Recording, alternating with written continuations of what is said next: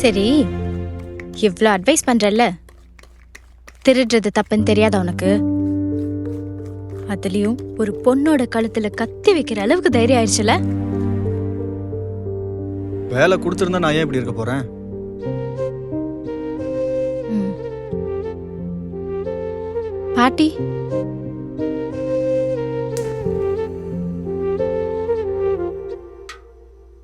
எனக்கு இருந்த ஒரே ஒரு சொந்தம் பாட்டி மட்டும்தான்.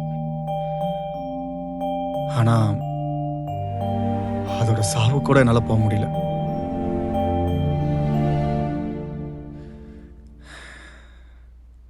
நம்ம ஸ்கூல் லீவ் விட்டா எப்போ ஏரிக்கு போவோம்ல, அதே மாதிரி தான் அன்னைக்கு நானும் பசங்களோட போயிருந்தேன்.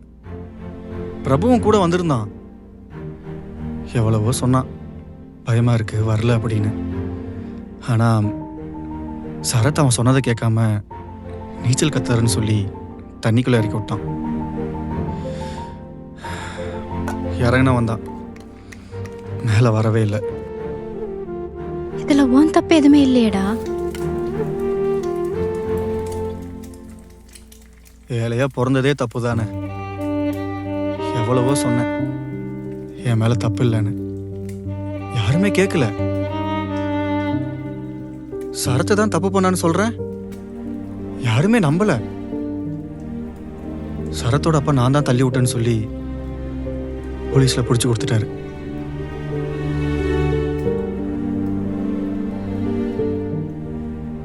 பாதி வாழ்க்கை ஜெயிலே போயிடுச்சு. வெளியே வந்ததுக்கப்புறம் வேலை தேடி போனேன். எல்லாரும் கேட்டாங்க, இதுக்கு முன்னாடி எங்க இருந்த, என்ன பண்ணிட்டு இருந்தேன்னு. நானும் சொன்னேன் ஜெயில இருந்தேன்னு. யாரும் வேலை கொடுக்கல. அதான் எப்படி. திருடுறது தப்பு தேவா. அதான் தெரியலையே, இல்லைனா நீ வர்றதுக்கு முன்னாடி வேண்டியதெல்லாம் எடுத்துட்டு கிளம்பியிருப்பேன். இதுதான் என்னோட ஃபர்ஸ்ட் அட்டெம்ப்ட்.